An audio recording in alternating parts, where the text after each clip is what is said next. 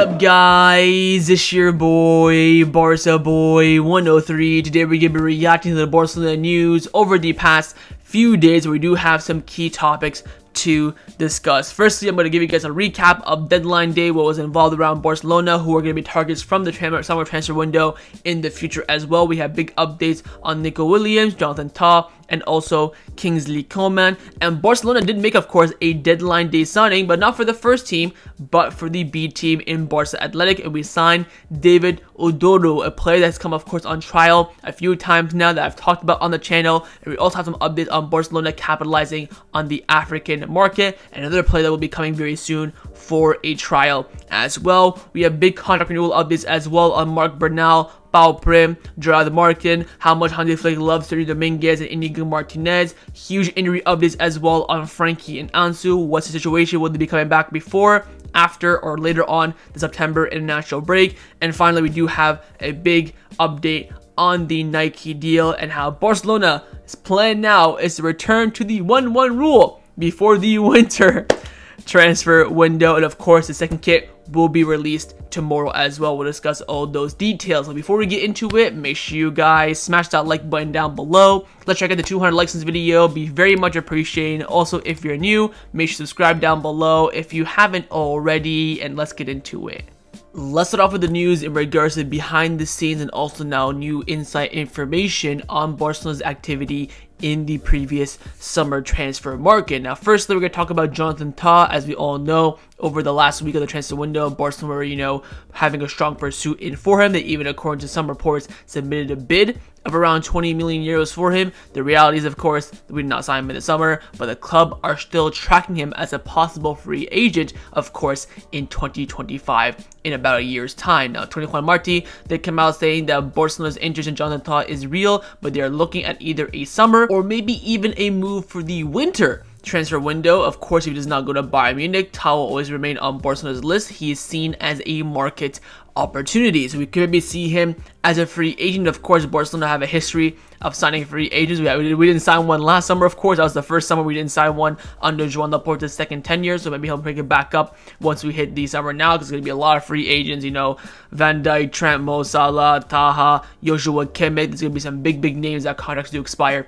in 2025, so hopefully Barcelona will be able to capitalize on some of those. Of course, we got to get back to the 1-1 rule first, but that's another topic for another day. But again, the interest in Jonathan Tah is still strong. Even if Hansi Flick survives this season, they'll even be even stronger because he's the one that's been asking for him internally. So keep your eyes on that. If Flick does get sacked by the end of the season, and God forbid, I hope he doesn't. I hope we're successful. But if he does get sacked, that interest will probably die down a little bit. And then probably Tah will probably favor a move to Bayern Munich. Now, of course, the player that we've been chasing the whole entire summer was, of course, Nico Williams. And following the conclusion of the transfer window, he is speaking to the Zone in Spain, and he gave some clarity on his decision making, saying that my heart is with Athletic Club, but nobody knows what will happen in the future. Have I considered leaving? It's always good when big teams have you on their agenda, but I've always been clear that I wanted to be at Athletic, a feeling that you don't get at any other club. And he was asked, has there been anything real? Said, look, it's something from my agent. There were approaches from other clubs, and one of the reasons for staying was to play in Europe with Athletic Club. So again, the Europa League final this year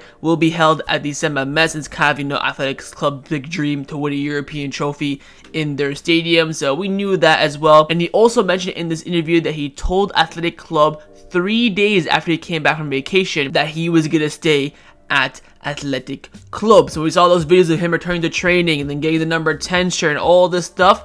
He already told Athletic Club that he's staying. So all that stuff where Barcelona saying, oh, it's a power move and all this stuff was all crap, according to Nico Williams. He said that once he came back, he sat down with his family for a day or two and decided to stay with ease. And ever since then, he's never really contemplated leaving whatsoever. I'll say this on Nico Williams. Again, I still think he is the ideal player for Barcelona, and if his release clause is still the same come this summer, I think Barcelona will be back in for him. Again, he mentioned one of the reasons why was to play in Europe for 1 more year, so he's going to do that. Whether he wins or not remains to be seen. I am praying, of course, on his downfall, and then the summer, we'll probably reassess it. I think, again, if his price is the same, we'll be back in for him. If he renews his contract and his release clause goes up to 100 million, you will never see Nico Williams in a Barca kit again. Now, of course, with Nico Williams, we're still tracking a lot of left wingers, and a lot of alternatives came up. We heard about Luis Diaz, Rafael Leao, Federico Chiesa, but there's always a name very high on the list for Barcelona that we tried to pursue, but in the end couldn't facilitate a deal, and it was Hansi Flick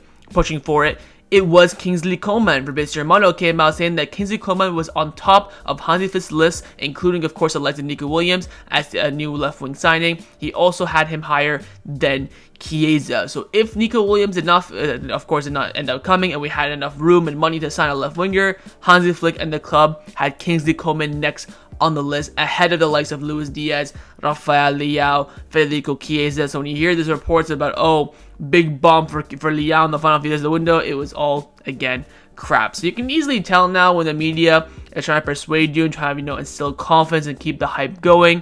But the reality is that it was either Nico Williams or no one. Since we didn't get Nico Williams and the market opportunity of Coman came up, Hansi Flick internally was mentioning it a lot to Deco and Co. But in the end, of course, all the three players I just mentioned, we haven't signed. I would see probably maybe Nico again as a future signing if he does, keep his release clause at the same price. But most likely, I would say Jonathan Tah could be an option for the future, since he will be, of course, a free agent this upcoming summer. Now, despite the fact there was no deadline day signing for Barcelona for the first team, there was one for the B team, and it was David Oduro. We've been talking about David Oduro on the channel a lot over the past, I would say, almost a year, because he came on trial for Barcelona twice.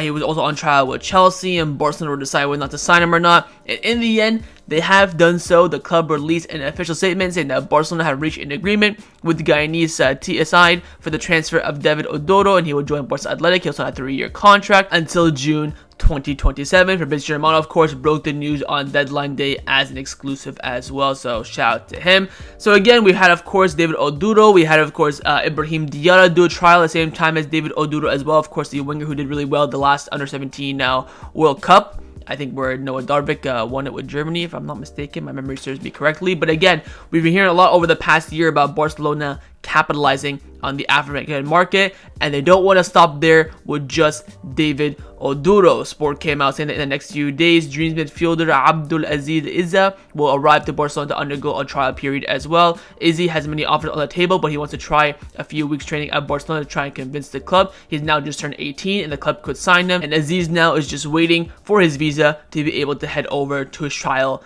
at Barcelona. Again, this is a whole entire new initiative that Barcelona want to capitalize on the African market, and this, of course, was led by Joan Laporta. Sport also came out saying that Barcelona now is very attentive to the African market, is one of the strongest bets of the technical secretary and the network of scouts. For some time now, the club has been carrying out a strategical plan to have influence and dictate emerging talents from strategic countries such as Mali, Ghana, Nigeria, or Senegal. It is a strategy that was born from Joan Laporta himself, who has promoted this network that has Sergi Barjuan as a key invisible figure in coordination with the scout department led by Paulo Araujo, who does tireless field work. So we knew that when Joan Laporta first came in, he brought, of course, Sergi Barjuan in as the Barca athletic manager. He was shy. He sacked him, but he still liked Barjuan as, talent and scout associate. So he kind of gave him this new role and this idea Joan Laporta has always been having about looking into African talents over the course of the next few years. You're looking at African players now in the world of football, how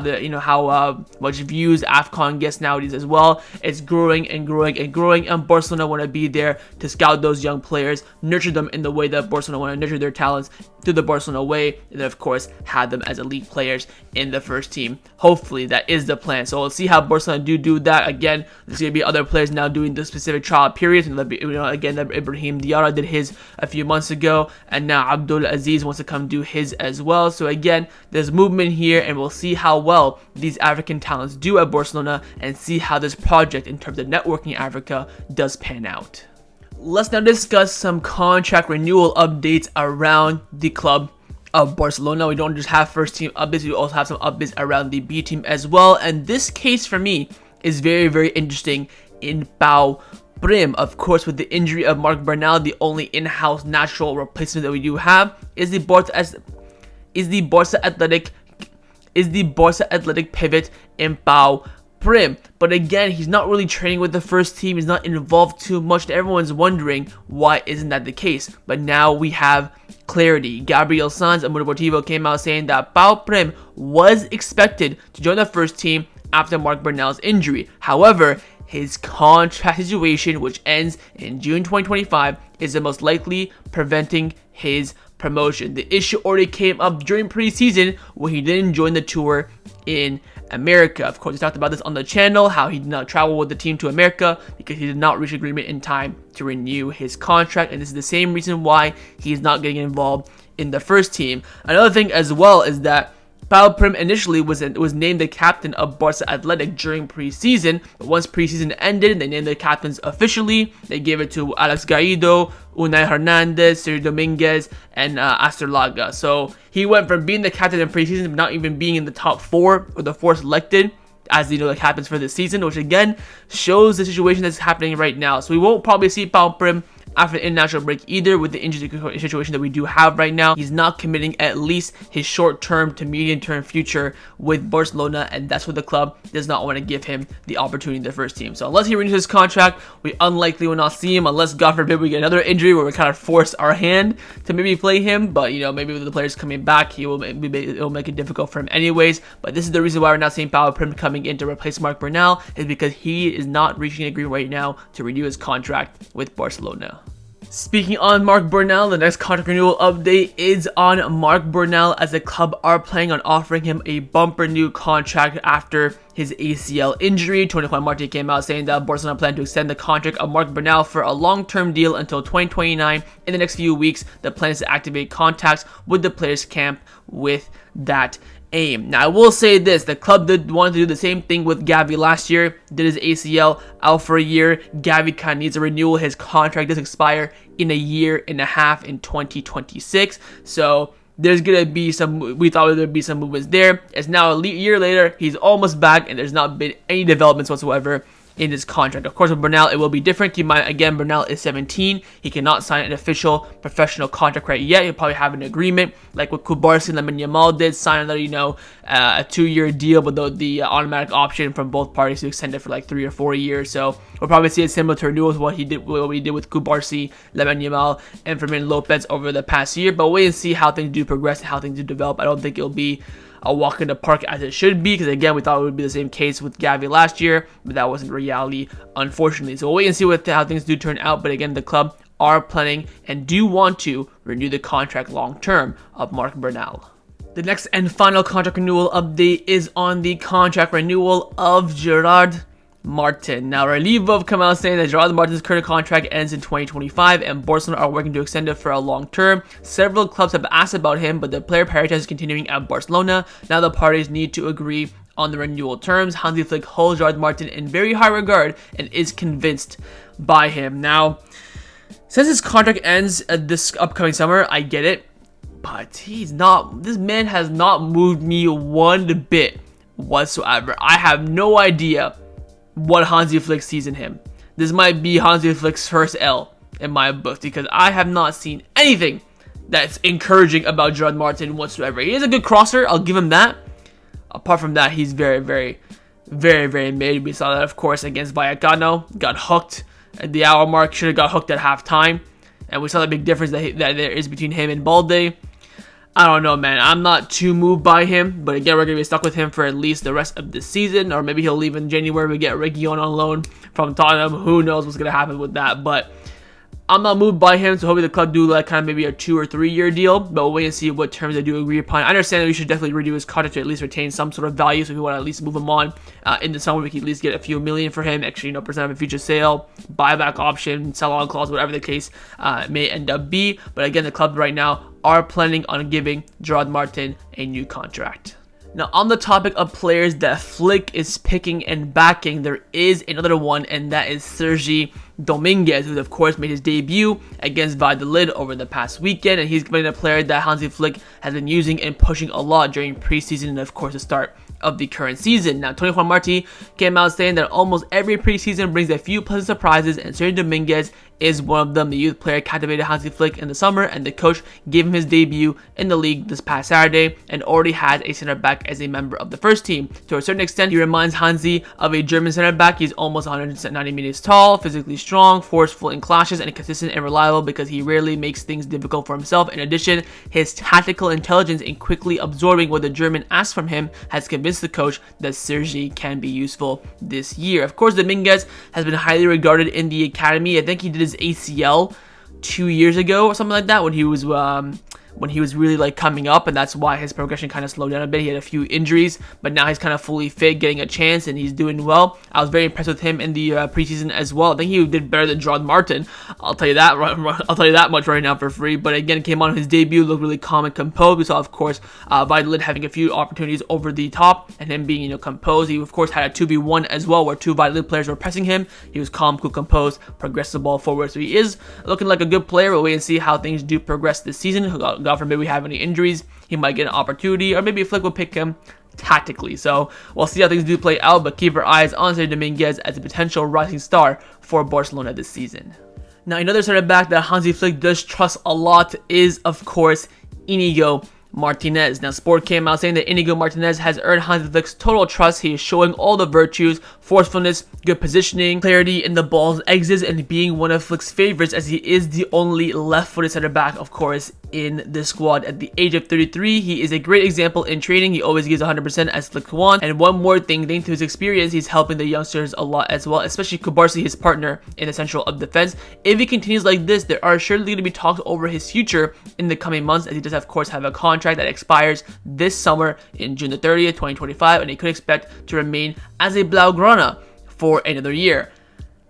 That ain't happening. I would be beyond shocked if Inigo gets a renewal, despite him playing well or not. If he's great, useful, crap, and quiet, I think there is little to no chance that Inigo gets a renewal due to his age and due to the salary that he's currently on, and also the fact of the youngsters coming through. Sergi Dominguez, you want to make maybe room for him. Pau Kubarsi, all these other players. Again, like I mentioned a lot in the summer, and I will say it again, the one great suit of Inigo is he is left-footed, and it makes it easier, makes everything more fluid in the back line. It'll be interesting to see when Christensen and Araujo comes back, who Hansi Flick lines up with. Will he go with Inigo Araujo, Inigo Kubarsi, Araujo Christensen, Araujo Kubarsi go both right-footed? That'll be interesting to see how we play then. If the fluidity is the same, is the defense still as strong as well? So those things will probably become clarity later on, and that will also, I think, hold a big intel on a potential renewal for Inigo. But I think no matter what, based on his age, the salary,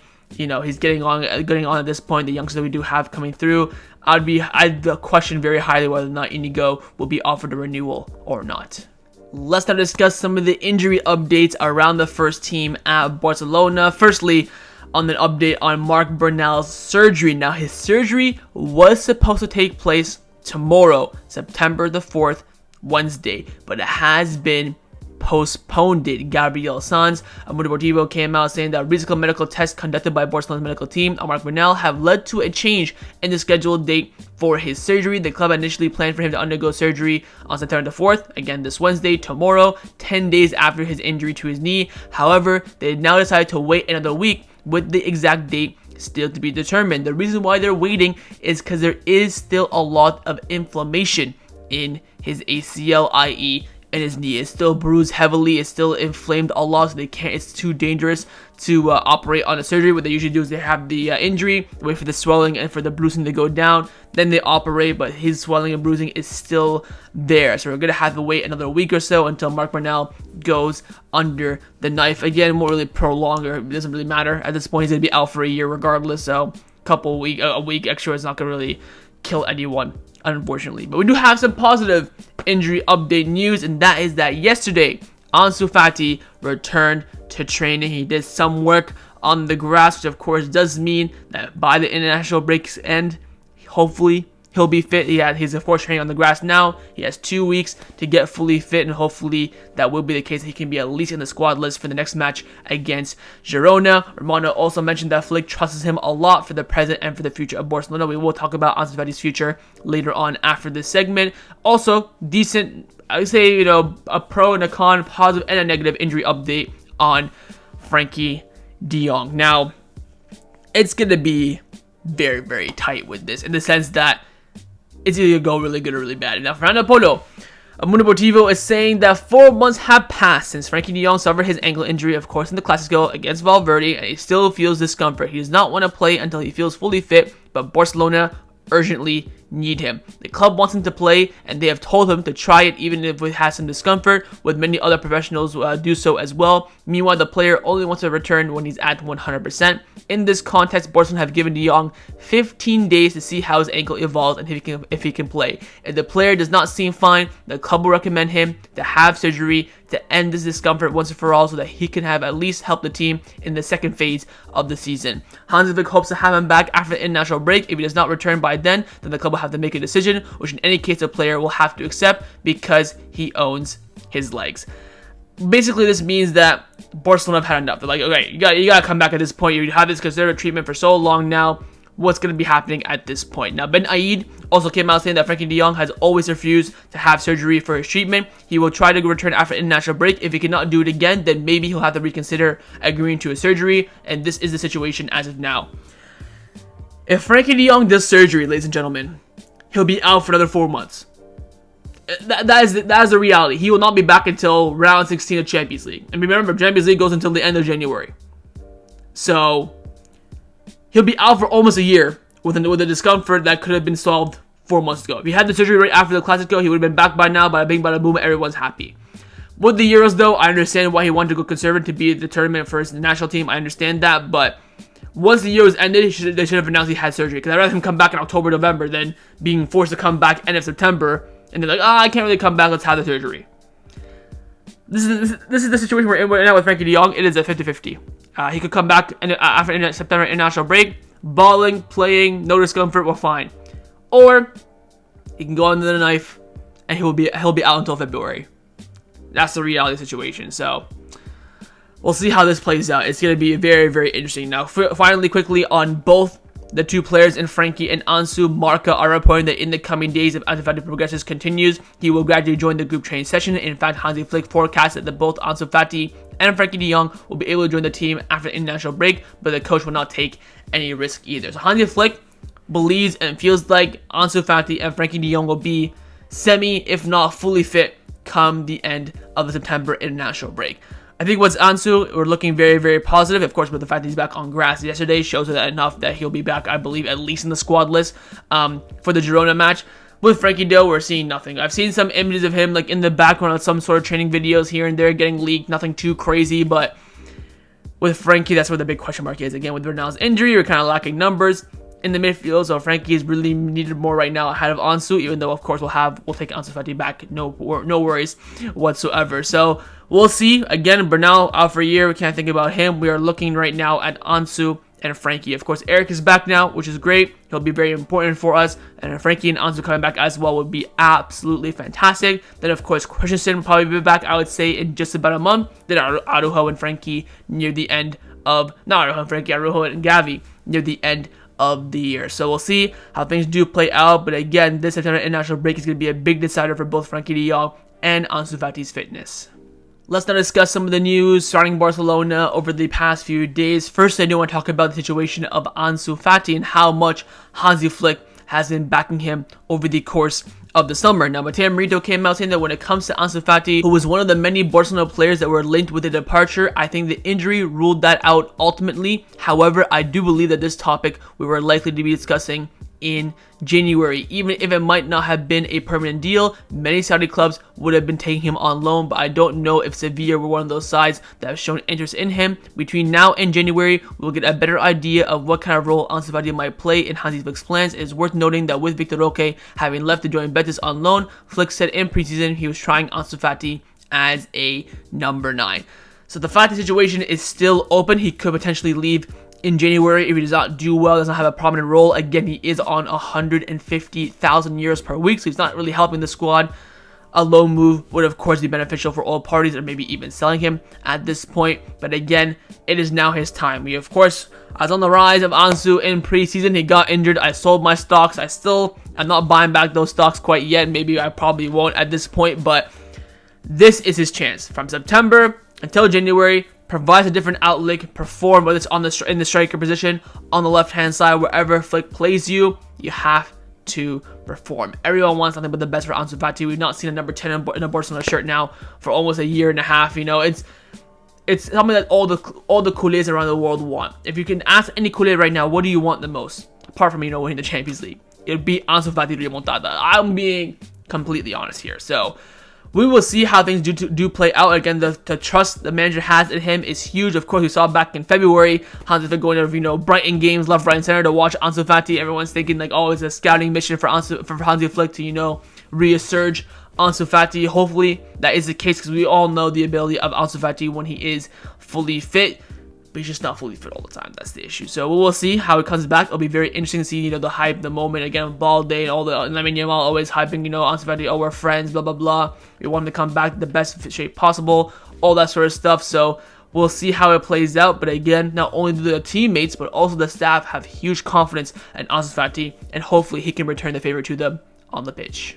Now, the final topic that I want to discuss before I end off this video is, of course, in regards to the Nike deal. I did not think I'd be talking about this after this summer transfer window, but here we are. Now, Alex Mentel from Relevo came out saying the deal with Nike is still being negotiated carefully with the goal of finalization before the January transfer window. This would allow the club to return to the 1-1 rule in the winter transfer market. If you were to ask me, Barca boy, what's your prediction? I don't think we're signing this Nike deal until like March. Until the March international break, I don't think we're going to be signing this deal. I've lost all faith. I think the deal will happen. Again, like I told you guys back in June, this deal will happen. When? No one knows. The club wanted it to happen in the summer. It didn't. They want it to happen in January. We'll see. But I'm not raising my optimism or confidence.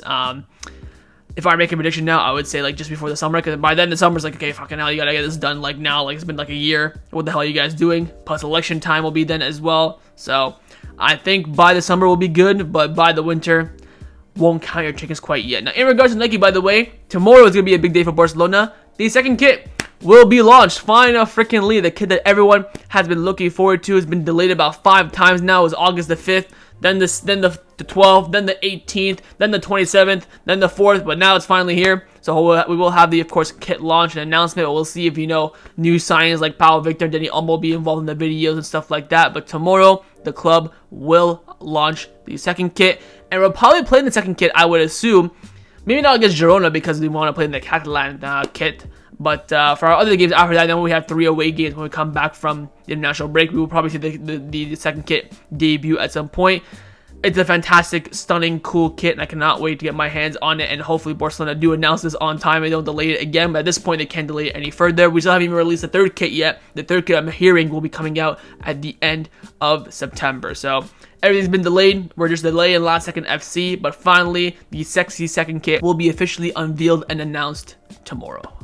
So that was my reaction to the Barcelona news over the past few days. Hope you guys enjoyed this video. If you did, of course, make sure you drop a like down below. And of course, in the comments down below as well, let me know your thoughts on everything we discussed. Let me know your thoughts on the Nike renewal. Think it will happen or not? The return of Frenkie or Ansu? Do you think they'll both, one, or neither of them will come back after the September international break? 30 your thoughts on Laporta that wanted to capitalize on the African market. And finally, those targets that we talked about in the summer, think they'll become targets of Barcelona in the future or not. And of course, make sure you guys subscribe down below if you haven't already. And I will see you guys next time on the channel. Take care and Forza Barca.